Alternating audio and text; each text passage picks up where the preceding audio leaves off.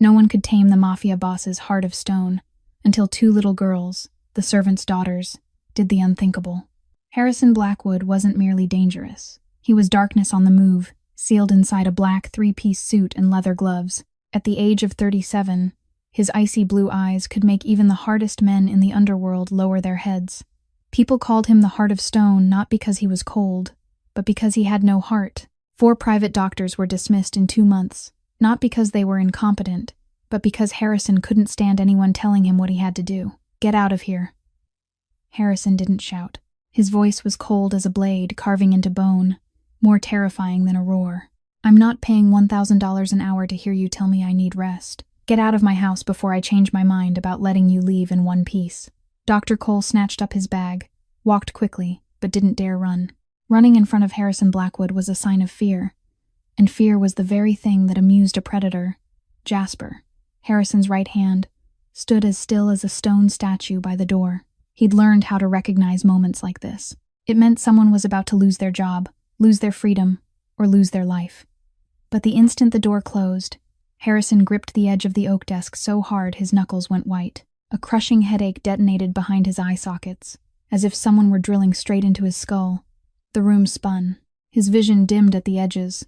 He nearly fell, but he clenched his teeth and forced himself to stay upright. Terror squeezed his chest until it felt hard to breathe. But Harrison's pride was a fortress he'd built over 20 years in the underworld. He would never admit weakness, never admit fear, never admit that he was slowly dying.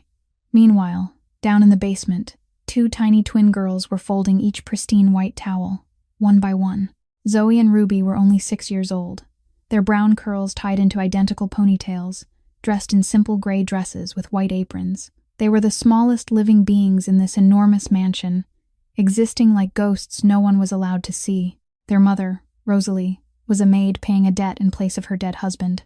8 months ago, when Daniel Turner took a bullet through the head for failing to repay $2 million, Harrison gave Rosalie a choice: work like a slave to pay the debt, or her 2 daughters would be sold. Rosalie shows hell. "Mom says the master fired another doctor," Zoe whispered as heavy footsteps sounded overhead. Ruby nodded, her green eyes wide. "Sister, he's very sick. I can feel it." "I can see it too," Zoe said softly, her voice trembling. "There's something very black, very bad growing inside his head. It's eating him from the inside." The 2 children didn't understand why, but they had always been able to sense illness in other people. And this time, what they sensed was more frightening than anything they had ever felt before. If you want to know what happens next, please hit the heart and share this video. Don't forget to subscribe to the channel and turn on notifications so you won't miss the next part.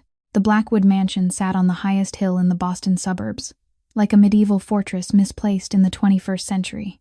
47 rooms, gray stone walls half a meter thick, a surveillance camera system running 24 hours a day, 7 days a week, and more than 30 guards patrolling day and night. People said that even a fly getting in here would be spotted within 10 seconds. But what made this place truly frightening wasn't the walls or the guns. It was the man seated in the meeting room on the 3rd floor, looking down at his underlings with eyes colder than winter itself.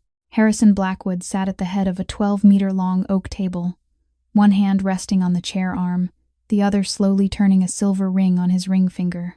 Around him were 12 men in black suits, each overseeing a different sector of the Blackwood family's underground empire. Casinos, loan sharking, smuggling, money laundering, real estate, and things even the federal police didn't dare touch. "Go on," Harrison spoke, neither loud nor soft, just enough to make everyone hold their breath to listen. Vince, a big, heavy man with a scar running down his left cheek, swallowed. "Sir, Marcus Romano refuses to pay the $300,000 debt, he says. He says you're not as frightening as you used to be." The room sank into silence. No one dared look at Harrison. No one dared breathe too hard. Harrison didn't get angry. He never got angry. His fury didn't arrive as a roar or a fist. It arrived as silence. And Harrison Blackwood's silence was deadlier than any bullet. "Does Romano have a family?" Harrison asked, his tone as light as a passing breeze. Vince nodded. "A wife, 2 sons. The older one is 14. The younger one is 9. Take the older boy away. If in 48 hours he still doesn't pay, take the younger one next. Let him wonder where they are." Harrison spoke as if he were discussing the weather. After that, if he's still silent, let him watch his wife die slowly. Then it's his turn." Vince lowered his head. "Yes, sir." No one objected. No one dared. This was Harrison Blackwood's law. Debts had to be paid. Betrayal had to die. And anyone who dared to disrespect him would lose everything before they were allowed to stop breathing. The meeting continued for another 20 minutes. Revenue reports, territory divisions, handling stubborn debtors. Harrison listened to it all, issued precise orders, not a single second of hesitation. He was a perfect machine, cold, ruthless, without weakness. Or at least, that was what everyone thought. As the meeting neared its end, Jasper stepped to Harrison's side and bent to speak in a low voice. "Boss, there's something I need to report privately." Harrison gave a slight nod, signaling the others to leave. The room emptied little by little. The heavy wooden doors closed. Only the two of them remained. "Speak." Harrison leaned back in his chair and closed his eyes. Jasper hesitated for a second. "Blake Morrison. He's approaching some of our allies. There are rumors he's promising to redistribute territory if they turn their backs on you." Harrison opened his eyes, with no sign of worry. "Blake? That kid?" "He's not a kid anymore, sir. His forces have doubled over the past 2 years, and he knows how to wait for the right moment." "What moment?" Jasper fell silent. He didn't dare say it outright, but they both understood. Blake was waiting for Harrison to weaken, and rumors about the boss's health had started to leak beyond these walls. Harrison let out a short, cold laugh that echoed through the empty room. "Blake Morrison thinks he can replace me? He's not even old enough to sit in that chair. Let him play his little game. When I get tired of it, I'll teach him a lesson." "But sir—" "Enough, Jasper." Harrison cut him off, his voice colder. "I don't have time for ants. Go." Jasper bowed his head and backed out. The door closed again. Harrison sat alone in the vast room. Late afternoon sunlight slid through the glass, painting long streaks across the wooden floor. He closed his eyes and drew a deep breath. Then it came. The headache crashed down like thunder, without warning, without mercy. Harrison ground his teeth, both hands gripping the chair arms until his knuckles turned white. The room began to spin. The streaks of light on the floor blurred, melting into a single wash of blinding white. He tried to stand, but his knees buckled. His body struck the table's edge. Harrison collapsed onto the floor, one hand clutching his head, the other clawing at the cold wood. Pain. Pain as if someone were swinging a hammer inside his skull. Pain as if 1,000 needles were driving straight through his eyes. Pain so intense he wanted to scream, but couldn't. The scream jammed in his throat, reduced to a rough, strangled groan. Harrison Blackwood, the most powerful Mafia boss on the East Coast, lay curled on the floor like a helpless child. No one was allowed to see this. No one was allowed to know. If word got out, Blake Morrison wouldn't be the only threat. The entire underworld would tear him apart. Old enemies would return, allies would betray him, and everything he'd built over 20 years would collapse in a single night. Harrison lay there, gasping, waiting for the pain to pass. 5 minutes, 10 minutes, 15 minutes. At last it eased, like a wild beast finally tired after ripping into its prey. He slowly sat up, his back against the table leg, staring at the ceiling. Up there hung an oil painting of the Blackwood crest, a black wolf standing on a mountain peak, its proud gaze cast down over the world. Harrison laughed, a bitter sound. The wolf was dying, and no one was allowed to know. 8 months ago, Rosalie Turner was still an ordinary woman.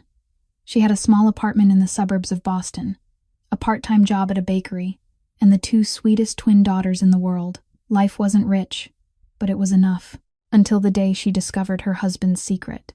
Daniel Turner wasn't a bad man. At least, Rosalie used to believe that. He was a gentle accountant, quick to smile, always home on time to read stories to their 2 little girls before bed. But behind that smile was a gambling addict.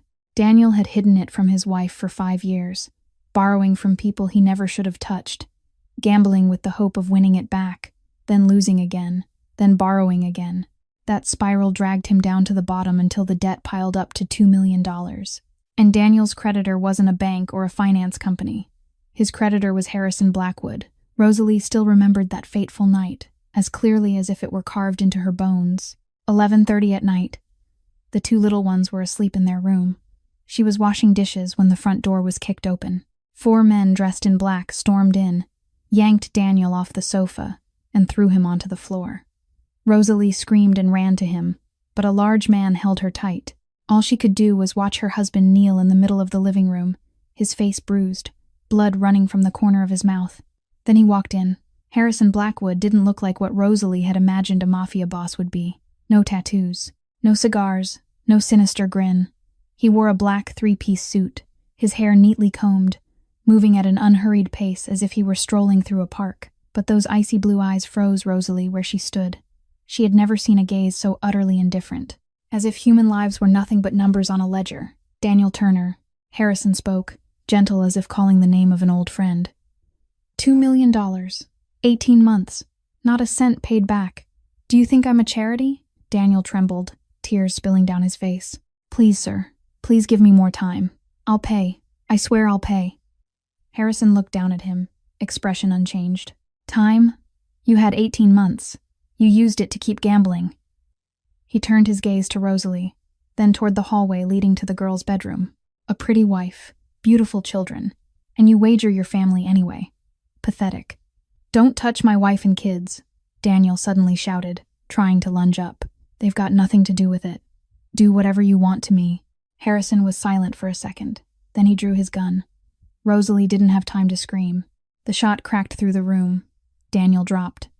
Blood spread across the wooden floor, a dark red stain. Hot and fresh. She went numb. The world seemed to stop. The crying of the two little girls carried from the bedroom.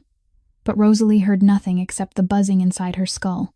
Her husband, the father of her children, lying there, motionless. Harrison slid the gun back into his jacket pocket and looked at her. Now the debt belongs to you. He said it, his voice still cold, as if nothing had happened. $2 million. You have two choices. 1. You work for me until it's paid off. 2. I'll sell the two little ones to cover the debt. Healthy children, especially twins, are worth a lot on the black market.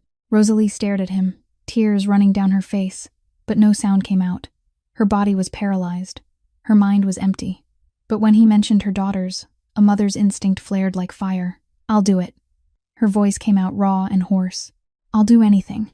Just don't touch my children. Harrison nodded, as if he'd just finished an ordinary business transaction. Tomorrow morning, someone will come for you. Bring the two little ones. From now on, you belong to the Blackwood mansion.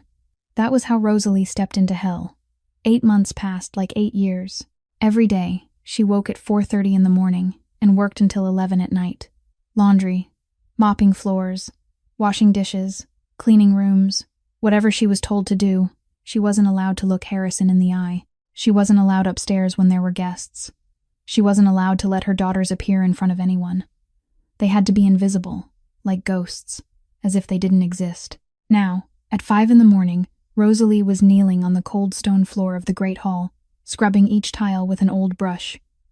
Her knees were swollen and red, oozing blood, her back burned as if pricked by needles. Her hands were cracked and calloused. But she didn't stop. She never stopped, because if she stopped, who would protect her children? When she finished, Rosalie quietly returned to the small room in the basement. That was where the three of them lived, a room not even 10 square meters, with only a single bed and a thin mattress on the floor.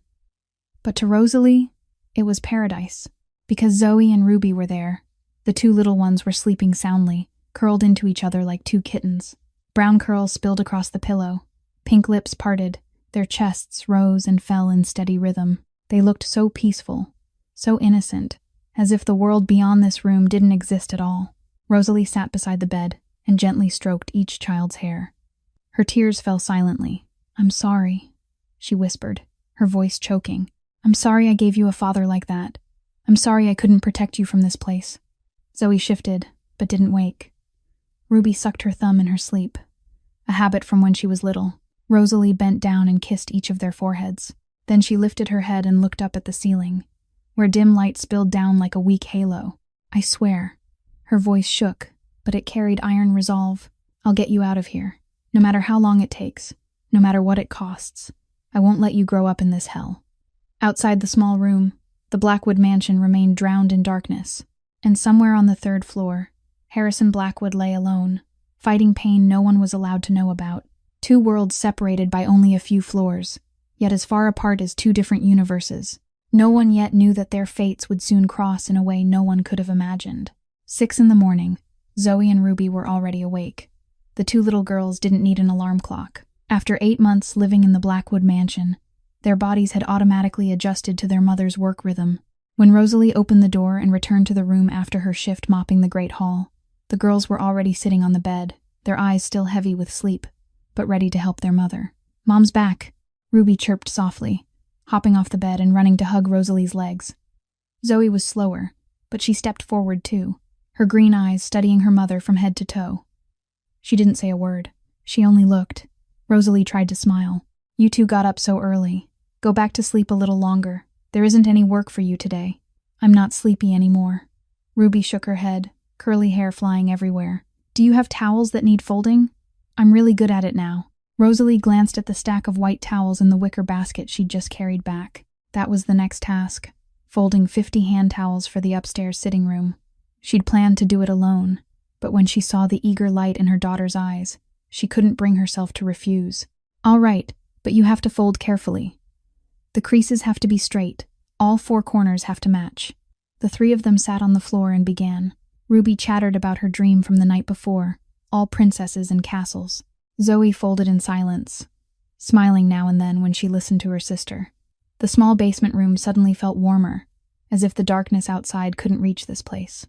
But when Rosalie bent down to pick up a towel that had fallen, a groan slipped out of her before she could stop it. Pain stabbed through her back like a knife. 8 months of kneeling to scrub floors had ruined her spine. There were nights she couldn't lie flat, had to curl up like a shrimp just to endure it. Ruby stopped talking and looked at her mother with worry. "Does it hurt, Mom?" "It's fine. I'm just a little tired." Rosalie tried to smile, but sweat had already beaded on her forehead. Zoe set down the towel she was halfway through folding. She didn't speak.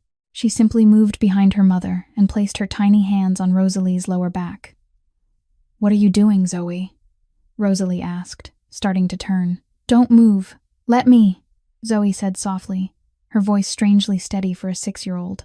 Then Rosalie felt it. Warmth. From her daughter's hands, a gentle heat spread into her skin, sank deep into muscle, soothed every nerve pulled tight. The pain eased, as if someone were patiently untying the knots inside her body. 3 minutes. 5 minutes. When Zoe lifted her hands away, Rosalie realized with a shock that the pain was gone completely. "All done, Mom," Zoe said, smiling. "Do you feel better?" Rosalie turned to look at her child, eyes shining with tears. She knew. She had known for a long time, but every time she witnessed it, she still couldn't help feeling shaken and afraid. 2 years ago, when Zoe and Ruby were 4, they found a stray cat that had been hit by a car near their home. The animal lay motionless by the road, its back leg broken clean, blood soaking its fur. Rosalie had meant to carry it to a veterinarian, but the girls had knelt down first. Zoe laid her hand on the cat's head. Ruby laid her hand on the broken leg. Both of them closed their eyes, as if praying, and something impossible happened. The wound slowly closed, the bone knit back together, the bleeding stopped. The cat opened its eyes and let out a thin, weak cry. Rosalie had stood there, frozen. She didn't know how to explain it. There was no logic, no science, only her 2 little daughters, with hands that could heal. From then on, Rosalie watched closely. The girl's ability didn't work the same way every time. Small injuries, they could mend easily. More serious illnesses, they could only ease the pain or slow the progress. And every time they used that ability, they grew tired, sometimes exhausted. Zoe was stronger than Ruby when it came to healing, but Ruby was more sensitive when it came to sensing sickness in other people. They completed each other like 2 matching pieces. But what frightened Rosalie most wasn't that strange gift. It was the world's reaction if someone ever found out. "Zoe, Ruby." Rosalie pulled them close, her voice stern. "Do you remember what I told you?" The 2 girls looked at each other, then nodded. "No one can know," Ruby whispered. "Never use it in front of strangers," Zoe added. Rosalie held them tight, her voice shaking. "I know you want to help people, but this world isn't as good as you think it is. If people find out you have this ability, they won't think you're angels. They'll think you're monsters. They'll take you away from me. They'll lock you up, experiment on you, turn you into tools." Ruby shivered and pressed herself against her mother. "I'm scared." "Don't be scared." Rosalie kissed the top of her head. "Just keep it secret, and everything will be fine. Promise me." "I promise," Zoe said, her voice firm. "I promise too." Ruby nodded. Rosalie held them for a long time, feeling the warmth of their small bodies. In the dark room beneath the basement of the Blackwood mansion, the three of them leaned into one another like candles in the middle of a winter night. Outside was darkness. Harrison Blackwood with his icy eyes, a ruthless world ready to swallow anyone weak. But here, in their mother's arms, Zoe and Ruby could still be children. They could still dream of good things, even if only for a moment. Rosalie's day began before dawn and ended when the moon was high. 18 hours. That was how long she worked every day. No lunch break, no weekends, no holidays.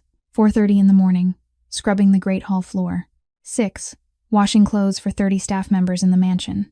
8, cleaning the first floor sitting room. 10, wiping the glass doors. 12, helping in the kitchen prepare lunch. 2 in the afternoon, ironing clothes. 4, cleaning the second floor sitting room. 6, helping in the kitchen prepare dinner. 8, washing dishes. 10, mopping the hallway floors. 11, collecting the trash. And if she was lucky, 11:30, she could go back to her room, look at her daughters sleeping, and then fall asleep herself from sheer exhaustion.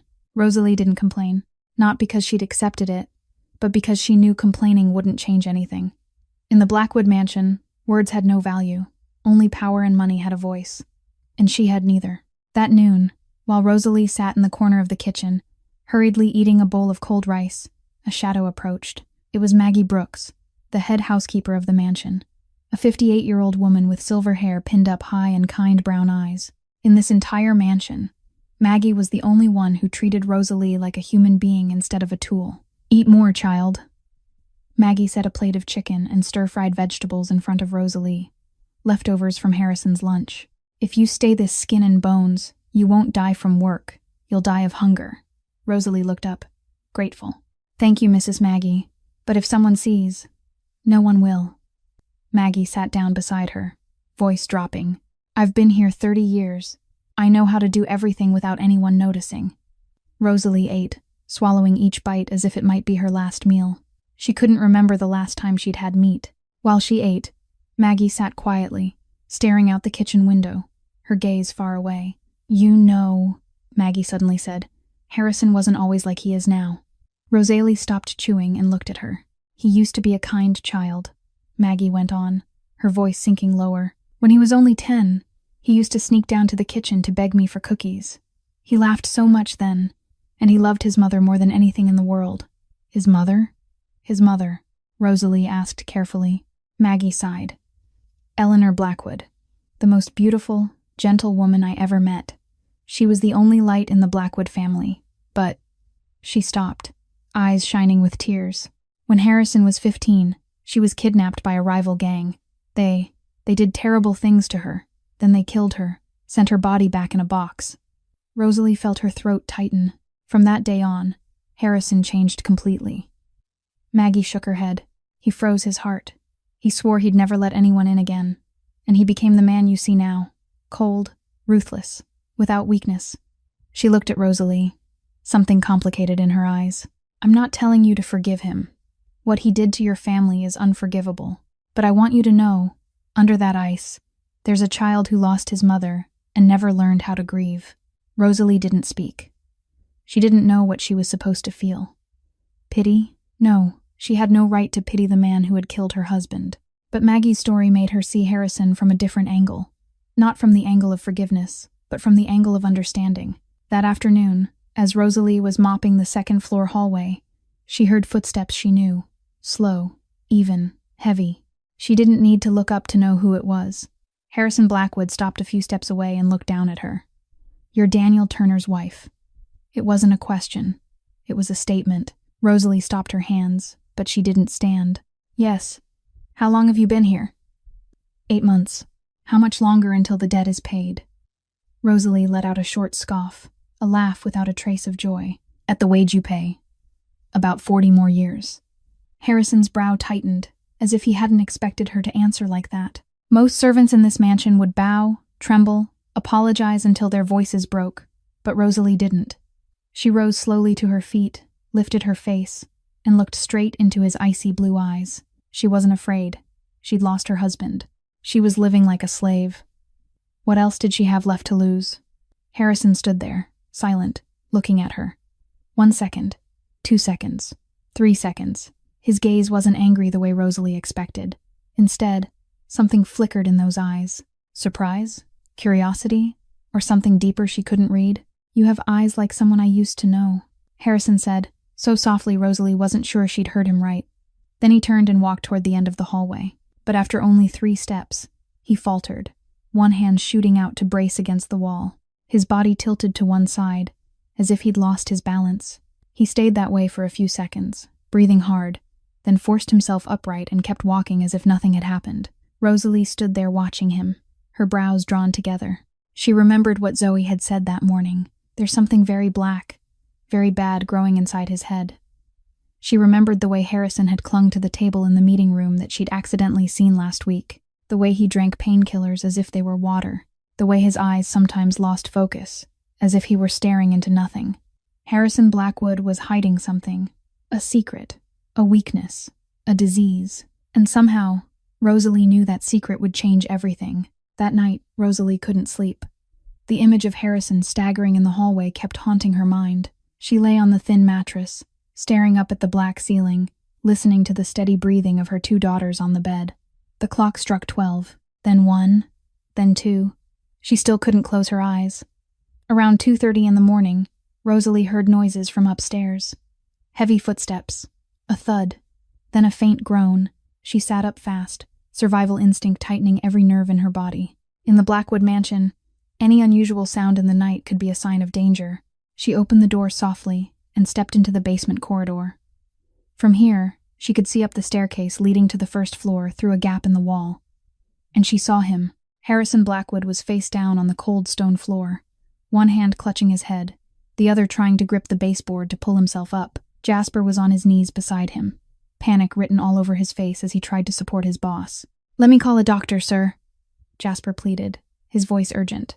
"No," Harrison snarled, his words broken by pain. "No, doctor. No one can know. I can get up myself." "But, sir," I said no. Harrison slapped Jasper's hand away and forced himself up. His legs trembled, his face pale as paper, sweat soaking his forehead. But he still tried. He still tried to stand straight. He still tried to prove he wasn't weak. Rosalie stood in the shadows, watching.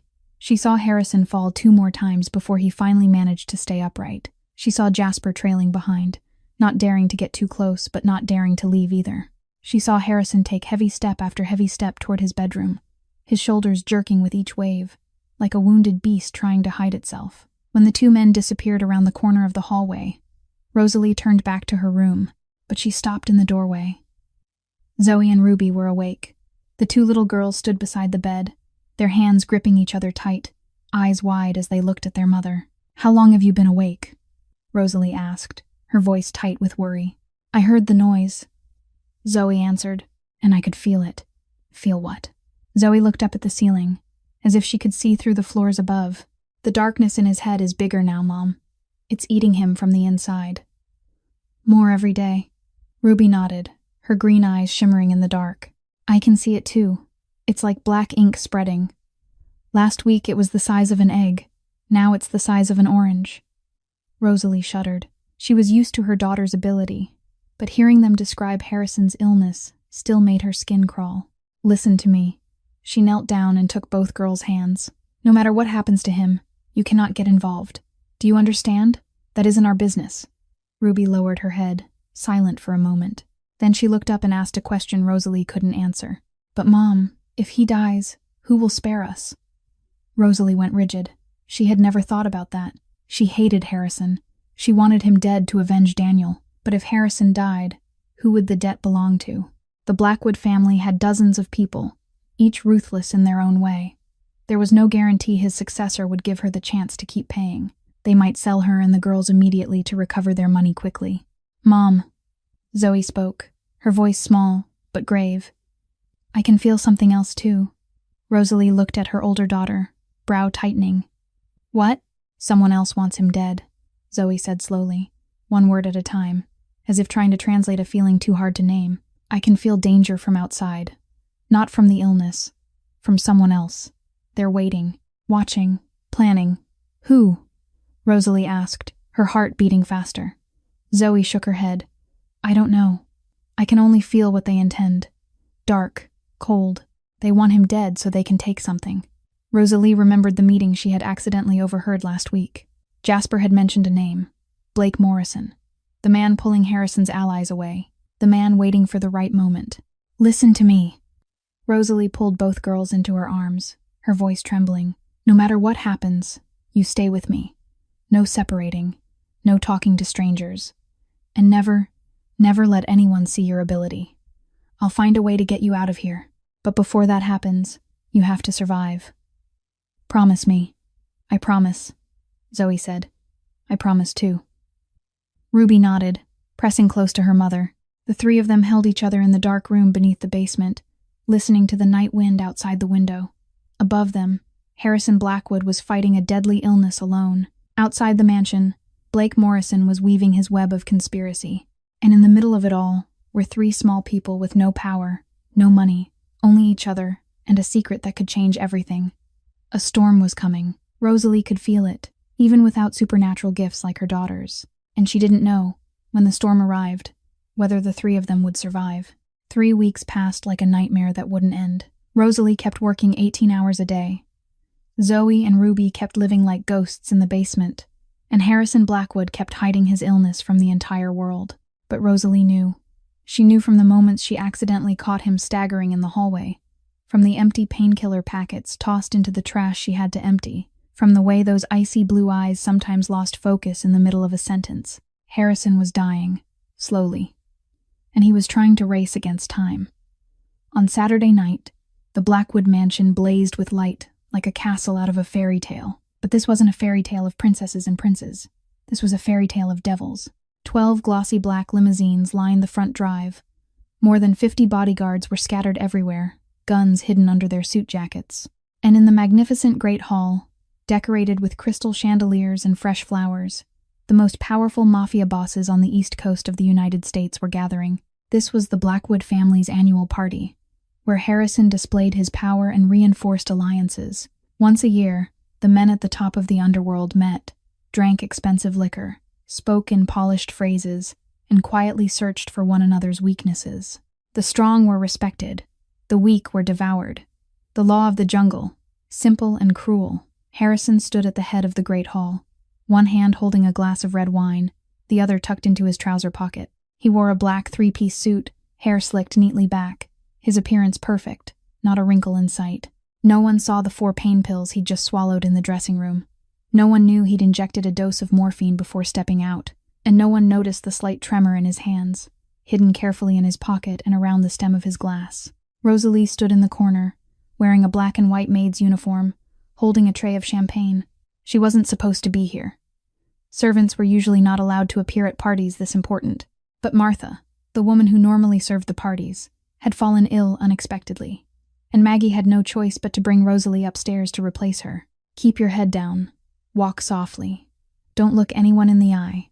Don't say anything unless you're spoken to, Maggie warned her before she entered the great hall. The men in that room could kill you just because they don't like the way you stand. Do you understand?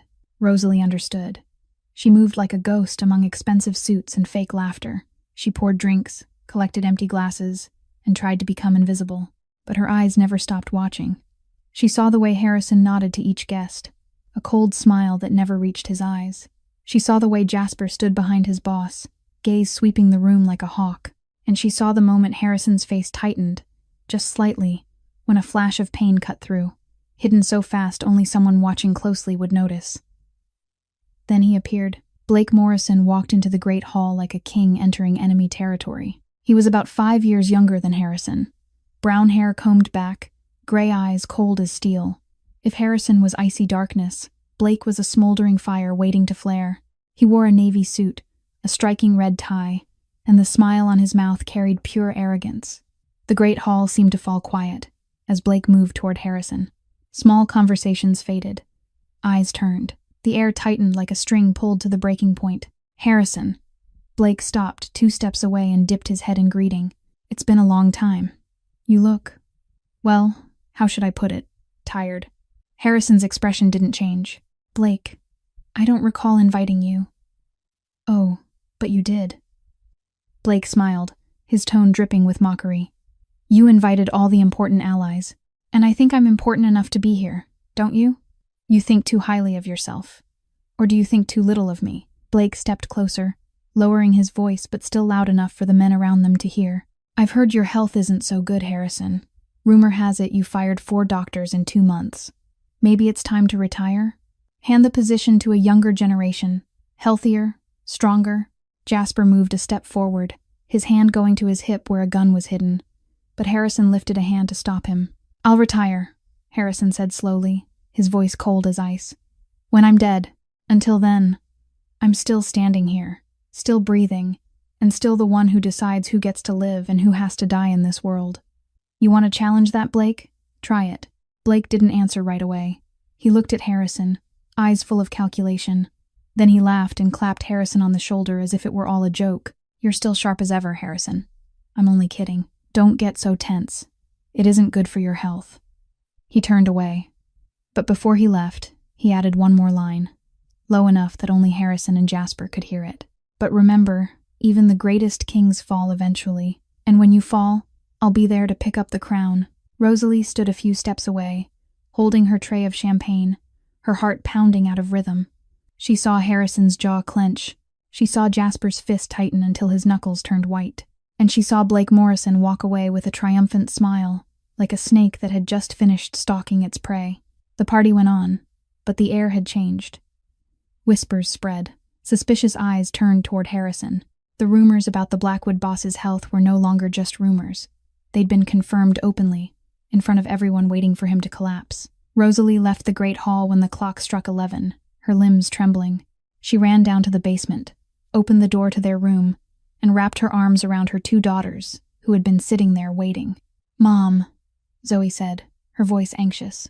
I can feel it. Something happened up there. Rosalie nodded, unable to speak. She only knew one thing. The storm she'd been dreading was closer than ever, and when it finally broke, no one knew who would still be standing. The party had stretched close to midnight when it happened. Rosalie had just returned to the great hall after calming her daughters, a fresh tray of liquor in her hands, when she heard Blake Morrison's voice rise from the center of the room. He was standing among a cluster of guests, a drink in his hand, speaking loudly enough for the entire hall to hear. Have you all heard? The Blackwood Empire is shaking. Our king is hiding an illness, firing doctors like he's driving out demons, and thinking nobody knows.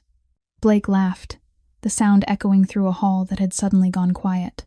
I wonder, are we loyal to a king or to a walking corpse? Rosalie saw Harrison surge up from the chair at the head of the room. His face was paper white, but his blue eyes flared with a kind of anger she had never seen. He moved toward Blake, each step slow, deliberate, and threatening. Do you want to die tonight, Blake? Harrison asked, his voice cold as ice, but trembling faintly at the end of the sentence. I can arrange that. Blake turned, his smile never fading. Oh, do you still have the strength to kill anyone? You can't even stand steady. Harrison took another step, then stopped. His body suddenly went rigid. His eyes rolled back. The glass slipped from his hand and shattered on the marble floor. And to the horror of everyone in the room, Harrison Blackwood collapsed, his body convulsing violently as if he'd been electrocuted. Chaos exploded. Screams rang out. Guests stumbled back in fear. Some drew guns, thinking it was an attack. Glasses fell and broke. The banquet table was shoved aside. Rosalie stood frozen, her tray slipping from her hands. She stared at Harrison on the floor, white foam bubbling at the corner of his mouth, his entire body jerking out of control. Those icy blue eyes were rolled white now, empty. In the middle of the chaos, Blake Morrison stayed exactly where he was, smiling. He leaned toward the underling beside him and whispered low enough that no one could hear it except Rosalie, who was standing nearby. Tonight, the king dies. Be ready. Jasper shoved through the crowd and lunged to Harrison's side. He dropped to his knees, cradling his boss's head, his face drained pale with panic. Boss, can you hear me? Harrison didn't answer. His body kept convulsing, weaker now, but not stopping. Call an ambulance, Jasper shouted, his voice breaking. Call Dr. Cole, now. 2 minutes later, Dr. Raymond Cole ran into the great hall, a medical bag in his hand. He knelt beside Harrison, checked his pulse, shone a light into his pupils, his face paling further with every passing second. "A brain hemorrhage," Dr. Cole announced, his voice shaking.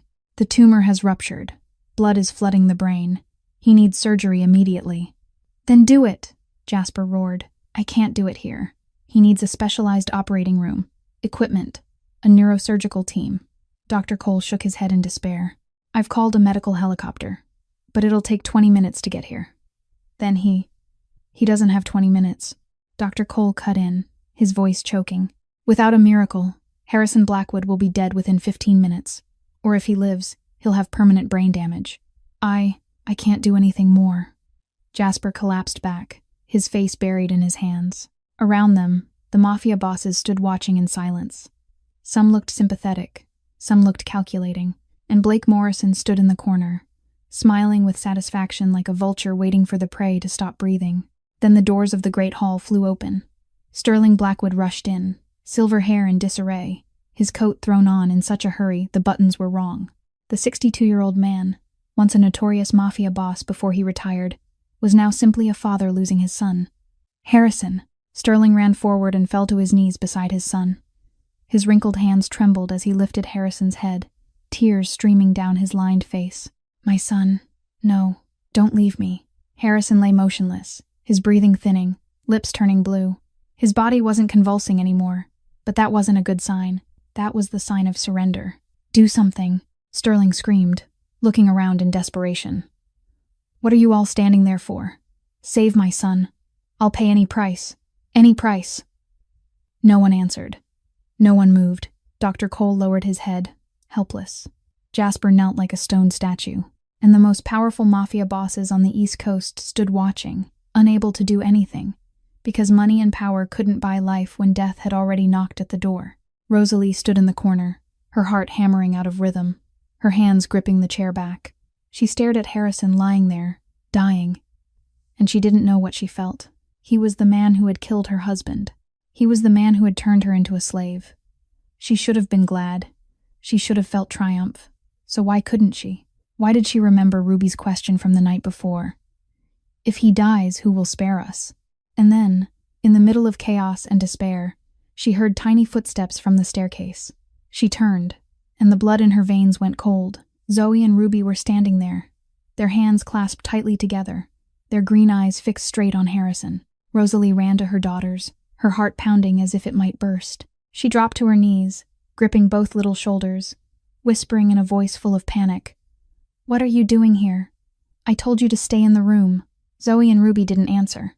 Their green eyes looked past their mother's shoulder, fixed on Harrison lying motionless on the great hall floor. Their faces no longer held the innocence of children. They were serious, focused, as if listening to something no one else could hear. "Mom," Ruby spoke, her voice shaking, tears starting to roll down her cheeks. "I can feel it. He's dying. The darkness in his head has burst. Blood is flooding everywhere. We can save him," Zoe added, her voice calmer than her sister's, but her hands were gripping her mother's dress so hard her knuckles turned white. "If we act right now, he can live." Rosalie shook her head and pulled them tight. "No, you can't. I told you, this isn't our business." "But Mom," Ruby sobbed, her small shoulders trembling in waves. "If we don't help, he'll die. I've seen it. There aren't even 10 minutes left." "Then let him die," Rosalie snapped, bitterness spilling out. "He killed your father. He turned us into slaves. He deserves." She stopped mid-sentence, because Zoe was looking at her, those clear green eyes like two deep lakes, without a trace of hatred or judgment. "But Mom," Zoe said gently, "if we let him die when we can save him, how are we any different from him?" Rosalie went still. The question from her 6-year-old daughter hit her like a knife straight through the heart. She looked at Zoe, at Ruby, at the 2 little angels she had carried and raised. They held no hatred inside them. They didn't know how to hate. They only knew that someone was dying, and they had the power to save him. "If we help, everyone will know the secret," Zoe went on, her voice trembling slightly. "They'll know what we can do. They might think we're monsters. They might take us away from you." She lifted her face, gripping her mother's hand even tighter. "But if we don't help, we'll have to live with it forever. I don't want to remember tonight as the night I let someone die when I could save him, Mom." Ruby nodded, tears still falling. Me too. I don't want to become that kind of person, even if he's bad. Rosalie looked at her daughters, then looked toward the great hall. Harrison was still lying there, white foam bubbling at the corner of his mouth, each breath weaker than the last. Sterling Blackwood was still kneeling beside him, crying like a child. Dr. Cole stood helpless, head bowed. And around them, the most powerful Mafia bosses stood watching, with nothing they could do. She thought of Daniel. She thought of that night, when her husband had knelt on the floor, begging to live. Harrison hadn't shown mercy. Harrison had drawn his gun. Harrison had taken everything from her. But she also thought of Maggie's story, of a 15-year-old boy who lost his mother in a horrific way, of a heart frozen because it didn't know how to grieve, of a man who chose darkness because the light had been stolen too soon. She didn't forgive Harrison. Maybe she never would. But this wasn't about forgiveness. This was about what kind of people she wanted her daughters to become. She could teach them hatred. She could teach them revenge. But she had chosen to teach them love and compassion. And now they were showing exactly what she had taught. What right did she have to stop them? Rosalie drew a deep breath. Then she stood, tightening her grip on both girls' hands. Come with me. She led Zoe and Ruby into the great hall. The three of them moved through the murmuring crowd, through the shocked and curious stares, straight toward Harrison. Rosalie felt her heart beating like a war drum, but she didn't stop. She couldn't stop. When they were only a few steps away, Jasper suddenly stepped in front of them. He drew his gun and aimed it straight at Rosalie, his face cold as ice. Stop. You're not allowed to get near the boss. Rosalie halted, but she didn't back up. She gently pushed her daughters behind her, shielding them with her body, lifting her chin to stare straight into the barrel. Shoot me if you want, she said, her voice so steady it surprised even her. Shoot me, and your boss will die in a few minutes. But if you lower that gun, my children can save him. Jasper frowned, his eyes flicking to the two tiny girls hiding behind their mother. Are you insane? What can two 6-year-olds do? You don't need to understand, Rosalie said. You only need to ask yourself one question. Your boss is dying. The doctor has given up. The helicopter won't arrive in time. What other choice do you have? Jasper stood there, the gun still raised, but hesitation had crept clearly onto his face. He looked at Harrison, gasping on the floor, at Sterling crying without stopping, at Dr. Cole shaking his head in defeat. Then he looked back at Rosalie, at the small children with those strange green eyes. Please let us try, Rosalie said, and this time her voice softened, almost pleading. I can't promise anything, but this is the only chance. And I think you don't want to lose him. Jasper was silent for a long time. Then he lowered the gun and stepped aside. If anything happens to the boss, you'll die, he said, his voice dull and deep. Rosalie nodded. Then she turned and knelt down to her daughter's level. Are you ready? Zoe and Ruby looked at each other, then nodded. The two little girls took each other's hands and walked toward Harrison Blackwood, the man who had ruined their family's life, the man lying on the line between life and death, waiting for a miracle only two small angels could bring. The great hall sank into silence as Zoe and Ruby moved toward Harrison. Suspicious, bewildered, even contemptuous eyes fixed on the mother and her two children. Rosalie heard the whispers rippling through the crowd. That woman's insane. What is she doing? 2 kids can't save anyone. Blake Morrison stood in the corner, arms folded across his chest, the mocking smile still sitting on his mouth. He watched the scene like he was watching a comedy, waiting for the ending he already believed he knew. Jasper stood nearby, one hand still on the grip of his gun, ready to act at the first sign of danger. Dr. Cole shook his head, his expression both hopeless and confused. Mrs. Turner, I understand you want to help, but this is a brain hemorrhage. There's no magic that can cure this. Please let him go in peace. Rosalie was about to answer when a hoarse voice rose from behind her. Let them try. Heads turned. Sterling Blackwood was forcing himself upright, his aged face drenched in tears. But his eyes were fixed on Zoe and Ruby with something strange in them. The old man stepped forward, dropped to his knees at the girls' level, and looked straight into their eyes. I've lived 62 years in this world, Sterling said, his voice trembling but determined. I've seen many things science can't explain. I've witnessed miracles and horrors. And when I look into these children's eyes, I don't see madness. I see truth. Sir, Jasper began, but Sterling lifted a hand to stop him. My son is dying. The doctor has done all he can. The helicopter won't get here in time. I've got nothing left to lose. The old man looked around the great hall, and his voice suddenly hardened, like it had back when he was a notorious Mafia boss. Anyone who tries to stop this will answer to me. Let them try. No one dared argue. Sterling Blackwood might have retired, but his name still commanded fear throughout the underworld. Zoe and Ruby looked at each other and nodded.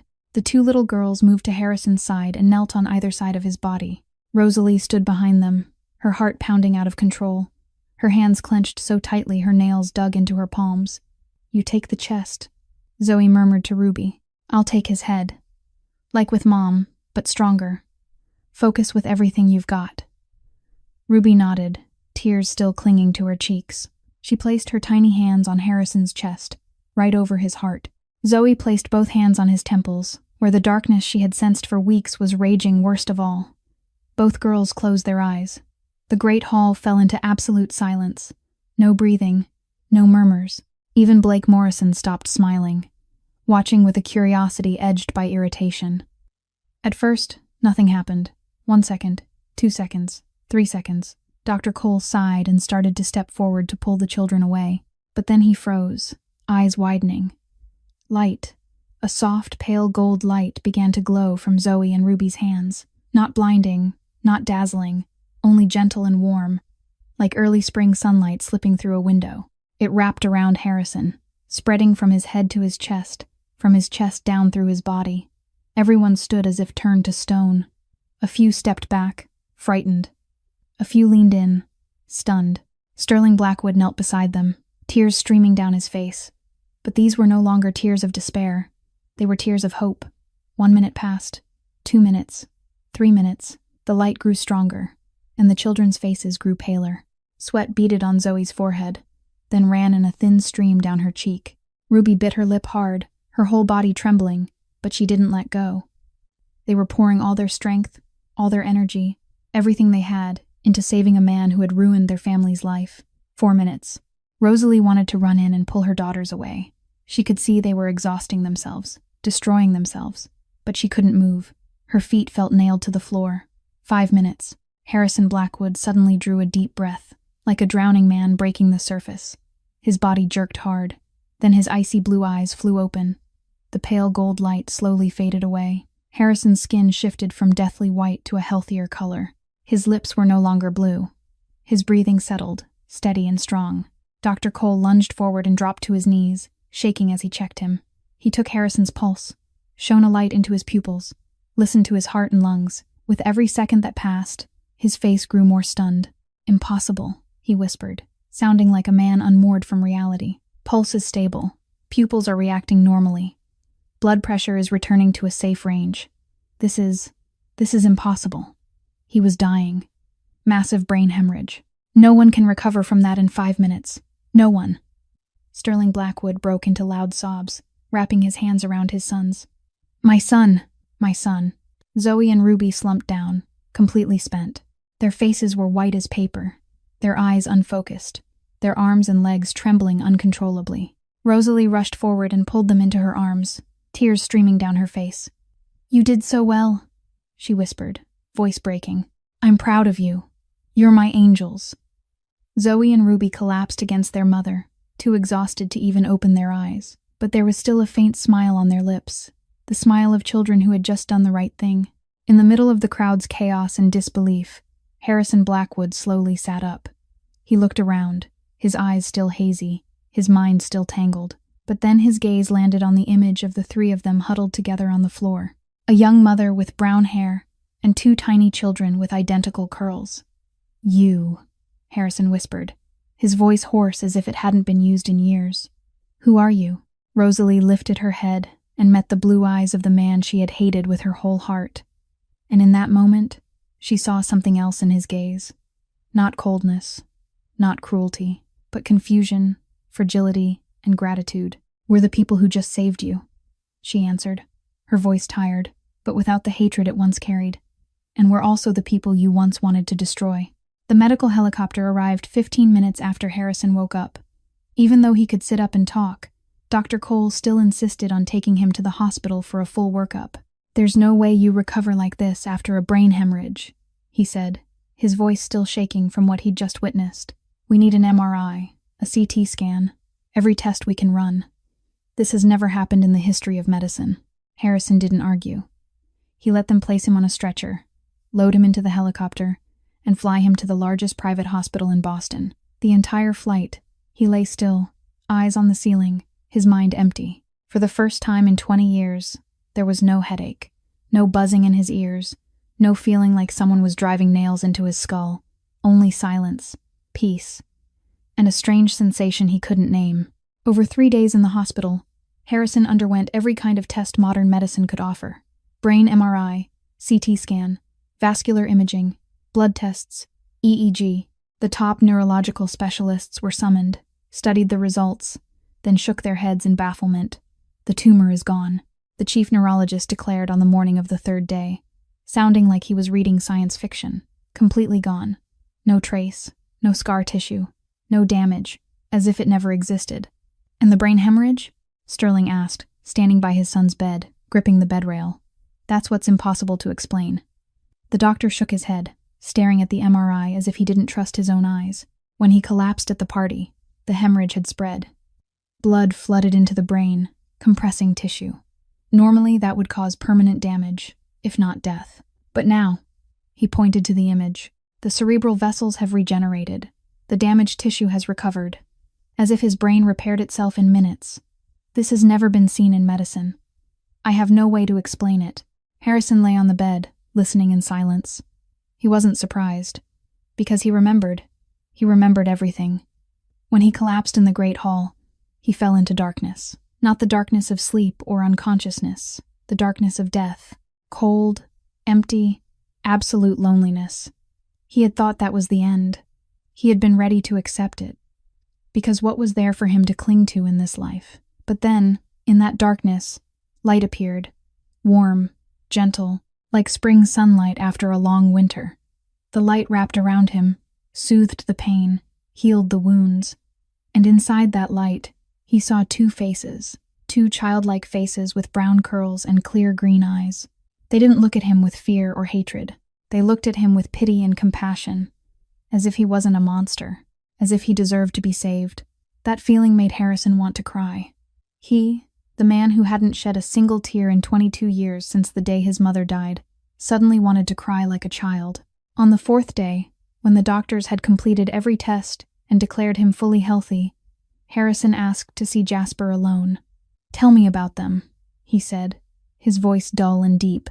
"The woman and the 2 children who saved me. Tell me everything." Jasper sat in the chair beside the bed, his expression strained.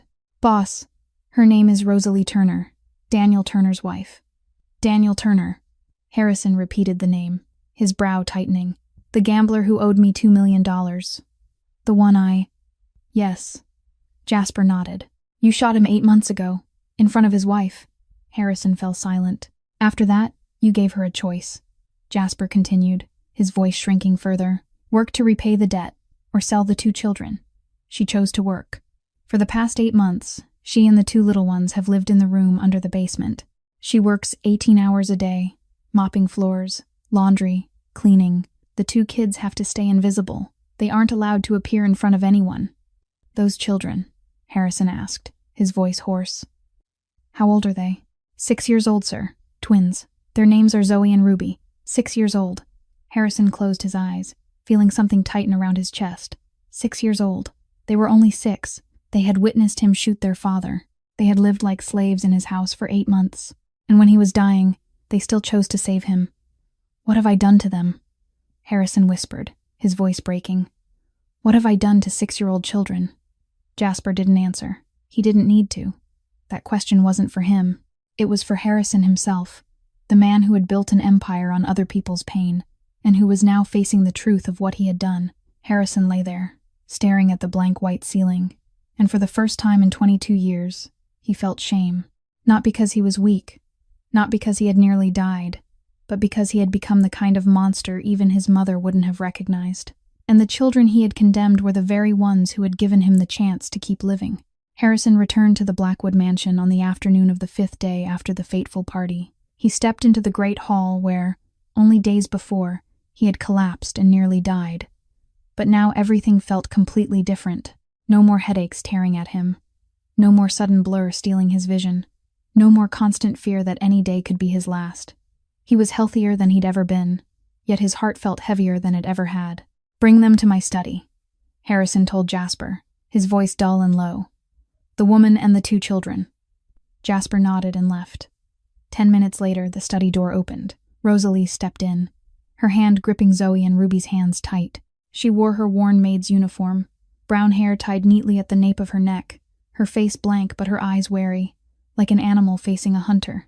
Harrison stood by the window, watching the 3 of them. He realized for the first time that he was truly seeing them. Before, they'd been nothing but ghosts in the mansion, debt repayment tools, not worth his attention.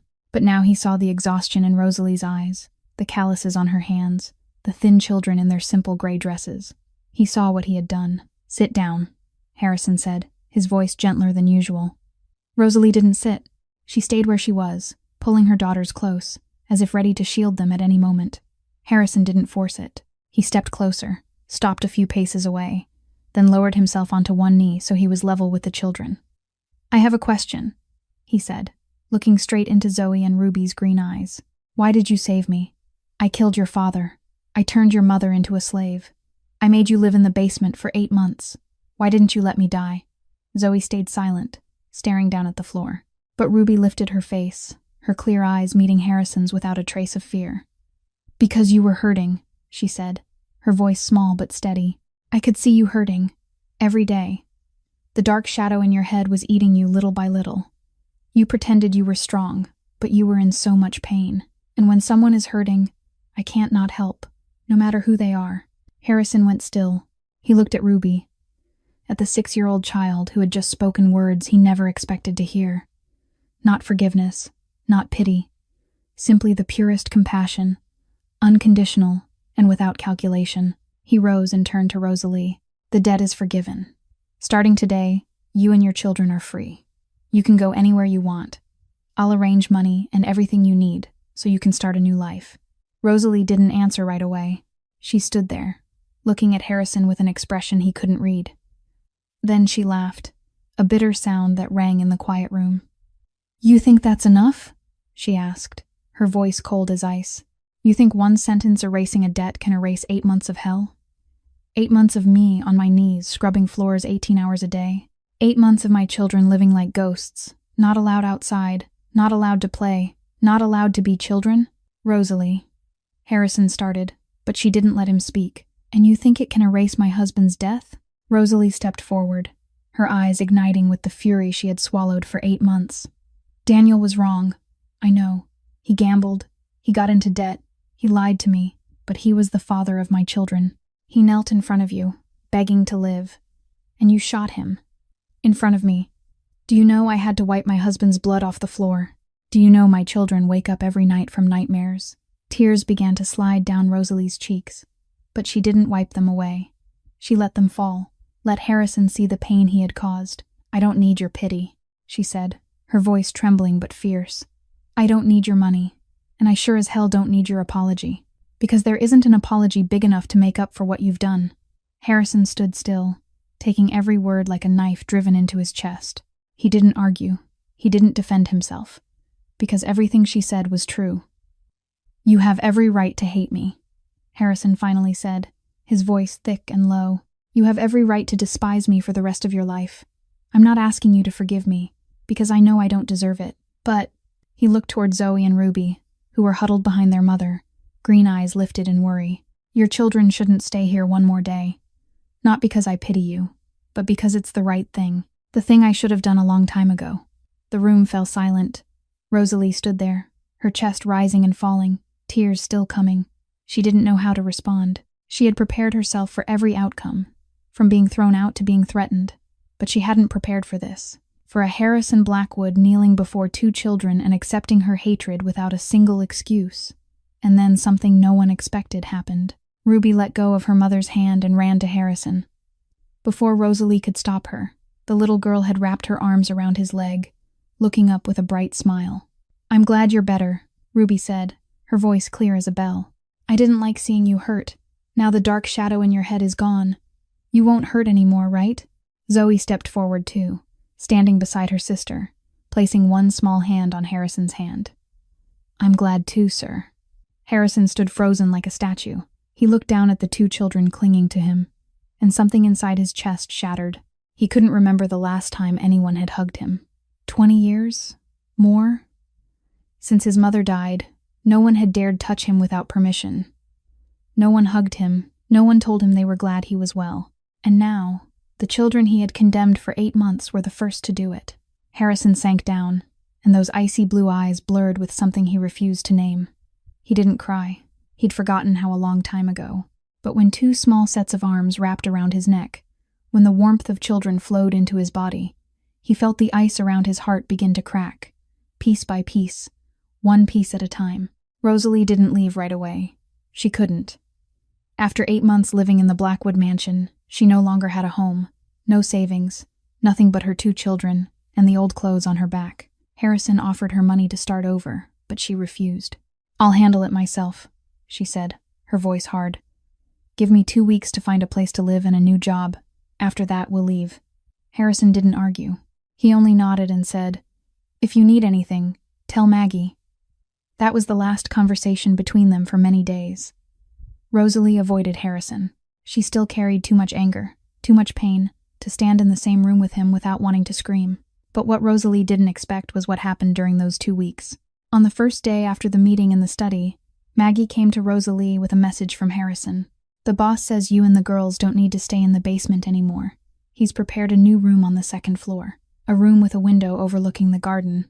Rosalie meant to refuse, but when she saw Zoe and Ruby's eyes light up, she couldn't. 8 months in a dark basement room, the girls had never seen morning sunlight. She swallowed her pride and nodded. The new room was 5 times larger than the old one. 2 twin beds with pale pink sheets, white curtains, a small table by the window, and on the bookshelf, dozens of brand new children's books, still carrying the scent of fresh paper. Ruby ran to it and hugged a book with a princess on the cover, eyes shining. "Mom, books. There are books." Zoe stood by the window, looking out at the flower garden where the late afternoon sun was laying gold across the rose bushes. "It's so beautiful, Mom," she whispered, her voice thick with emotion. Rosalie stood in the middle of the room, not knowing what she was supposed to feel. She wanted to hate Harrison. She needed to hate him. But when she saw her daughter's smiles, she couldn't deny that this was something good. On the 3rd day, a middle-aged woman appeared. "I'm Eleanor Quinn, the tutor Mr. Blackwood hired," she told Rosalie. "He wants me to teach the girls reading, writing, and basic math. 2 hours a day, in the morning." Rosalie wanted to refuse, but again she saw the hunger in Zoe and Ruby's eyes. The girls had never gone to school. For 8 months, they'd known only folding towels and hiding from people. She nodded, even with conflict twisting inside her. On the 5th day, Rosalie accidentally overheard an argument in the meeting room. She was passing the hallway when Vince's voice, the heavy man with the scar on his cheek, carried through a door left slightly open. "You've gone soft, boss," Vince said, irritation thick in his tone. "Forgiving debtors, letting them stay in a luxurious room, buying books, hiring a tutor for the trader's kids. The guys are whispering. They're saying you're not the boss you used to be." Rosalie stopped, holding her breath to listen. "Who says I forgave anyone?" Harrison's voice cut through, cold as ice. "I'm not forgiving anyone. I'm paying a debt." "Paying a debt?" Vince asked, confused. "Those 2 children saved my life," Harrison said slowly. "They could have let me die. They had every reason to. But they didn't. They gave me something no one ever has, a second chance. And I'm not the kind of man who takes a debt and doesn't pay it back." He paused, his voice dropping lower. "And if any of you think I've gone soft, remember I'm still the one who ordered Marcus Romano to lose 2 fingers last week. I haven't changed. I'm only doing what I owe. Any other questions?" Silence. "Good. Dismissed." Rosalie backed away, slipping into a corner of the hallway before the door could open. Her heart hammered out of rhythm. She didn't know what to think. Harrison didn't say he'd forgiven them. He didn't say he regretted it. He said he was paying a debt, like a transaction, like a rule of the underworld. But somehow, that made Rosalie believe him more. Because if Harrison claimed he'd changed out of love, she never would have believed it. But paying a debt, that was language she understood. That was the only thing that meant anything in his world. That night, Rosalie sat in the kitchen alone with a cup of cold tea. Maggie came in and sat beside her, saying nothing for a long moment. You see it. Maggie finally spoke, her voice gentle. He's changing. I don't know. Rosalie shook her head. Maybe it's all an act. It isn't, Maggie said firmly. I've known Harrison since he was a boy. I watched him turn from a kind child into a cold monster. And I've also watched him these past few days. The way he looks at the girls. The way he asks me what they like to eat. The way he stands outside their door every night to make sure they're sleeping well. She smiled, her eyes wet. This is the Harrison I used to know. The kind child before his mother died. He didn't disappear.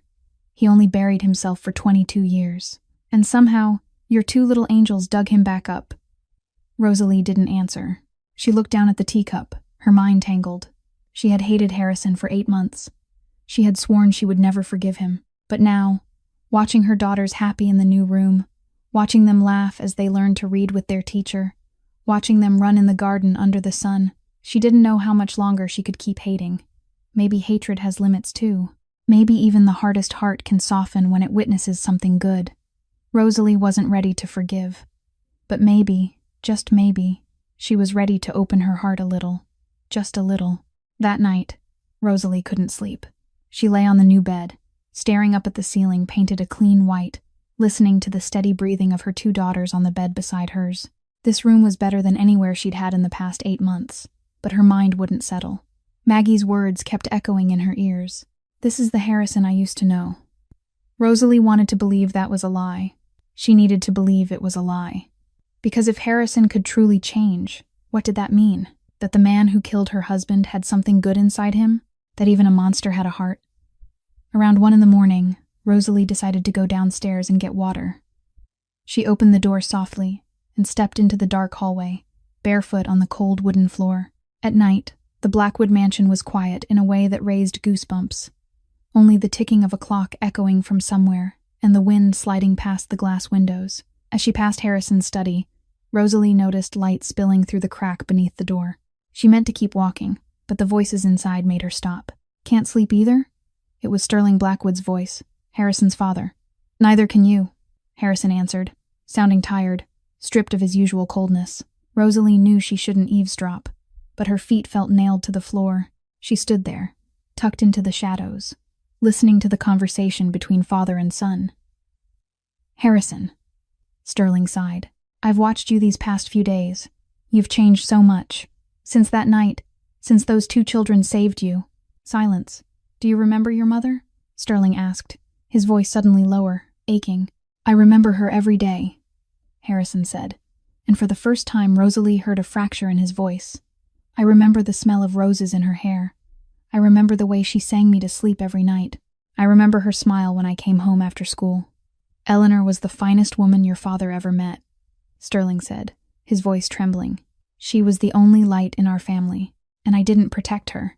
It wasn't your fault, Harrison whispered. But it wasn't yours either, Sterling replied. You were only 15, Harrison. You were only a child, but you've carried that weight for 22 years as if it were your own sin. Rosalie stood outside the door, her heart beating faster. She knew Harrison's mother was dead.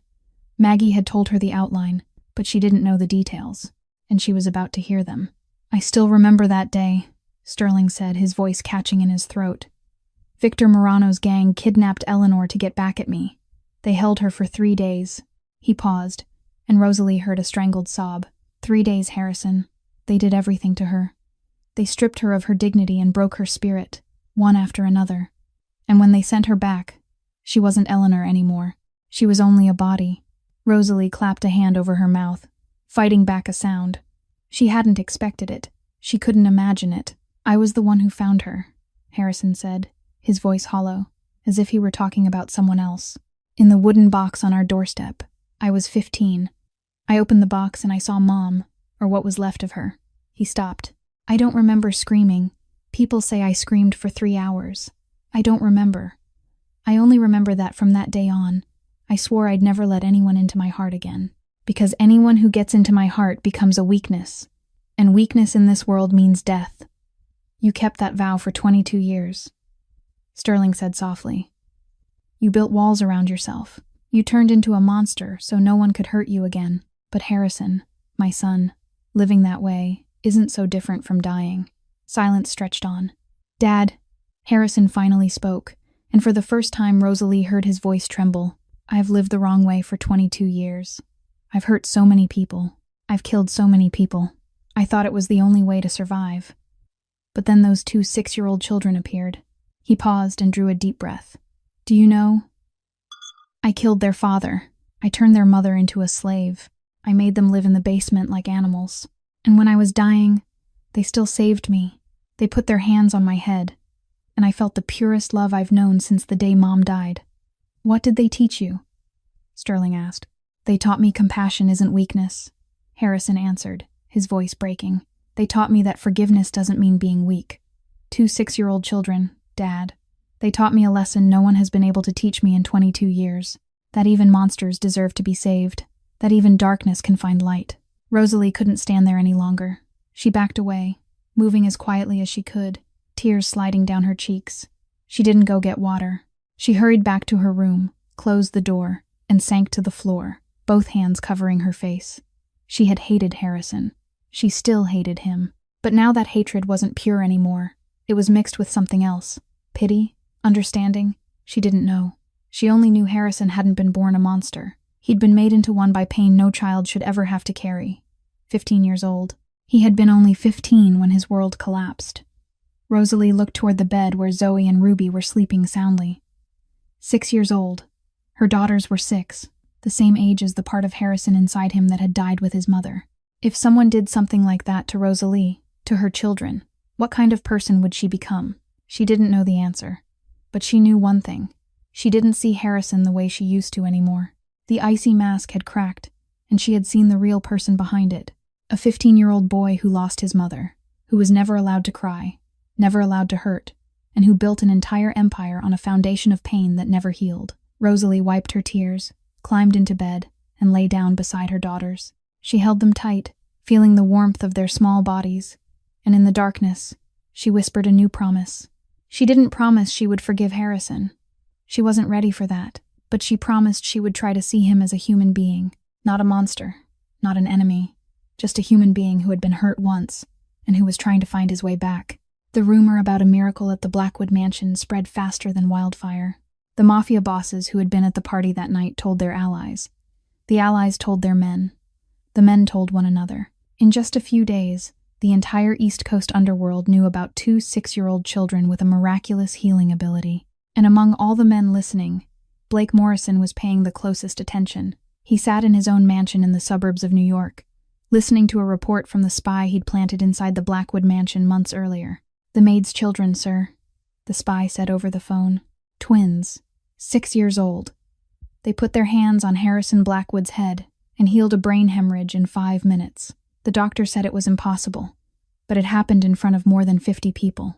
Blake smiled.